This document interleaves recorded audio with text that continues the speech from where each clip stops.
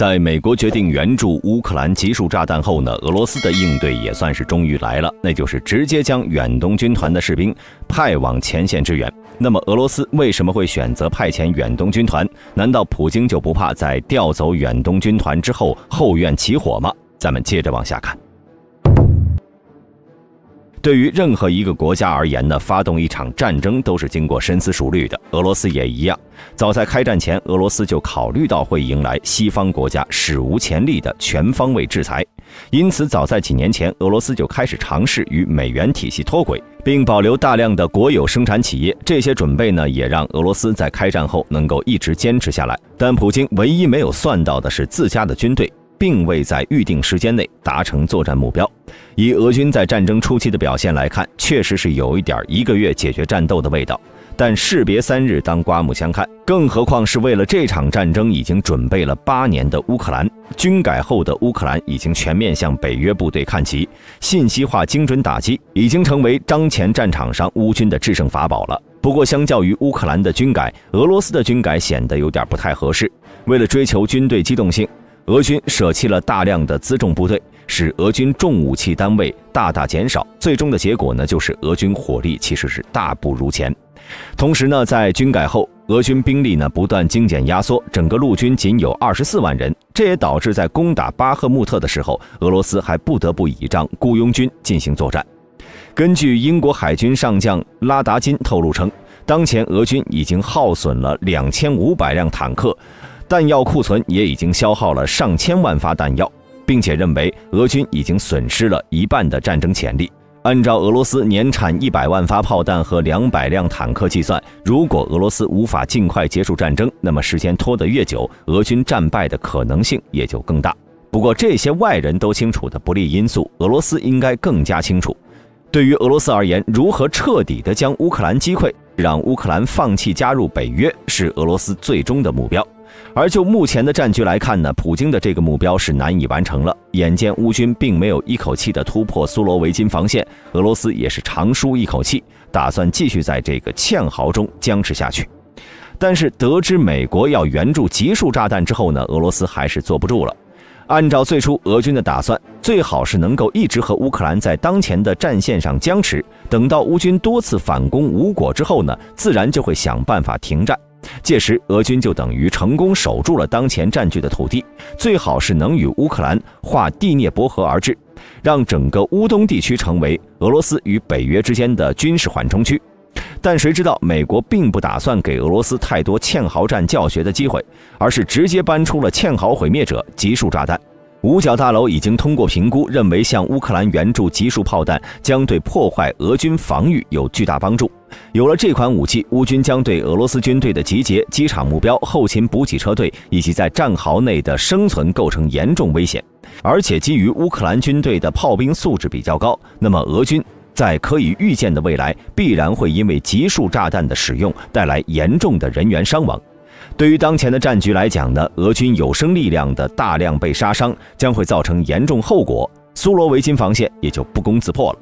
因此，为了在更多的援助到来之前解决战斗，俄罗斯开始调整军力部署了，以应对乌克兰战场可能出现的不利局势，派遣远东地区的部队前往乌克兰来弥补未来可能会因为集束炸弹而出现的防线缺口。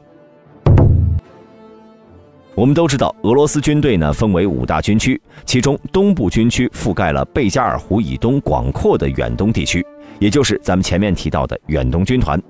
而俄罗斯远东地区也是俄8大联邦区中面积最大的，面积超过了620万平方千米，人口大约720万，现隶属于东部军区作战范围。该军区的总部呢设置在中俄边境的哈巴罗夫斯克，其中包括了第5、第29、第35、第36、第68军团、太平洋舰队以及驻扎在新西伯利亚的第41集团军，主要是承担针对日本、韩国以及驻日美军的潜在作战任务。根据英国国防部对外称，当前俄罗斯正在从远东地区调动部队前往乌克兰战场，俄军第5集团军、第36集团军一直在远东地区留守，但是已经有消息传出，如今这2支军队正在从7000公里外乘坐军用专列向边境靠拢。他们将被部署在顿涅茨克地区，自从俄乌战争爆发以来，有关远东武装部队参战的消息就不断流出。作为保护俄罗斯后方的军事单位，俄罗斯东部军区呢有着非常重要的地位。大兵认为，如果俄军确实将远东地区纳入前线，意味着当前战事已经激烈到莫斯科不得不投入后方部队才能稳住。要知道，上一次远东军团出动还是在第2次世界大战。那么如此多的军队撤军，莫斯科是否会担心后方空虚，导致远东紧张局势加剧呢？其实这一点普京也有过预案。从这次远东部队抽调的兵种就可以看出，普京对于周边几个有冲突的国家还是有所防备的。毕竟远东地区的最大军事威胁还是来自海上和空中，主要是来自日本、韩国和美国驻东亚地区的军队。远东地区与美国阿拉斯加隔白令海峡相望，最窄处呢仅为85公里。在冷战时期，美国在阿拉斯加州部署了大量的军事基地，就是为了防备苏联。除此之外呢，远东地区的萨哈林州还管辖着与日本有争议的北方四岛。从二战结束以来，日俄之间呢围绕着南千叶群岛展开了激烈的争夺，但是呢，俄罗斯始终是牢牢控制着这些地区。日本呢也从未放弃过对这些岛屿的声讨，甚至俄罗斯曾提出还给日本2个岛，但被后者拒绝了。日本自始至终坚持索要南千叶群岛的全部主权，并积极为此准备。在和平时期呢，以日本和俄罗斯的体量差距，让前者只能慎重对待。但一场俄乌战争改变了一切。现如今，俄罗斯的注意力已经被乌克兰牢牢牵制了。如果这时候日本决定进攻北方四岛，俄罗斯能防住吗？此前，俄罗斯一直通过在远东地区的太平洋舰队来防备日本。那么，如今俄罗斯的太平洋舰队与日本海自比起来，究竟孰强孰弱呢？太平洋舰队曾经是苏联与美国争霸大洋的主要力量。80年代中期，苏联太平洋舰队拥有的战舰总数占到了整个苏联海军的32%。在鼎盛时期，配备了100艘主力水面舰艇、120多艘的潜艇和800多艘的其他舰只。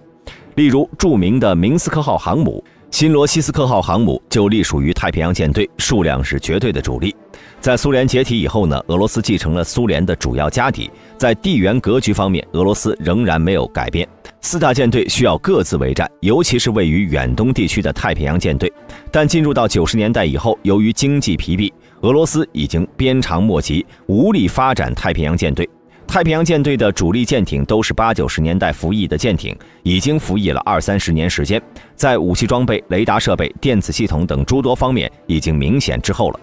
目前，俄罗斯太平洋舰队包括了1艘光荣级巡洋舰、4艘无畏级大型反潜舰、3艘20380型护卫舰、1艘20385型护卫舰。此外呢，还有10余艘纳努契级和蜘蛛级导弹艇、9艘格里沙级小型反潜舰。看上去是不是还挺多的？但其实呢，俄太平洋舰队与日本海自已经有了不小的差距。前面咱们也说了，太平洋舰队的水面舰艇，特别是大型水面舰艇，几乎都是继承于苏联，老化十分严重，而且数量很少。新锐军舰呢，只有一些轻型护卫舰。